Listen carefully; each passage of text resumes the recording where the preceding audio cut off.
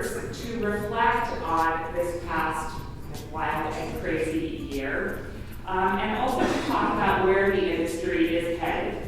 In general, what we're seeing is that sales are growing on average about 7% a month in the adult use channel, but we're actually not seeing too much decrease in the medical market. And we have this slim opportunity right now because, as we know, in the next decade or two, it's going to be legal everywhere.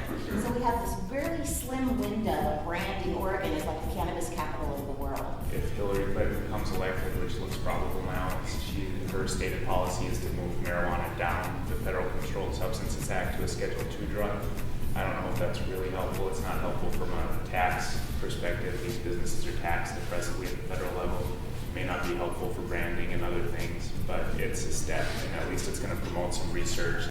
So the level of ignorance that's out there in the rest of the country is actually, frankly, staggering to me. I had no idea, especially growing up in Northern California. I didn't even know cannabis was illegal, honestly, till I was about 15 or 15. The reality is, when you have IBS and Crohn's, when you have seizure disorders, when you have cluster headaches and migraines, if you're an oncology patient, if you have sleep disorders, if you have chronic pain, there's a high likelihood that cannabis is going to better serve you than anything that you've ever found a relationship with. The goal of ending prohibition is to get as many people access to quality medicines and wellness as they possibly can.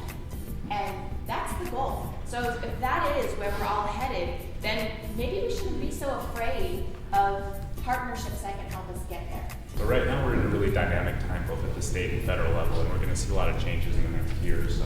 But at the end of the day, if you're really looking for artisanal and boutique and craft and these kind of words mean something to you, you're not going to find that represented in the Colorado market in the way you're going to find it in Oregon. And especially for really looking at health benefits, I believe cannabis is going to change how my generation ages. In addition to helping the aging movers, we're going to also help the dying movers. And that's arguably something that is another part of Oregon's distinctive character that will do better than anybody right now. It's exciting. If you really want to stand out, right now you should be building your brand more than anything else.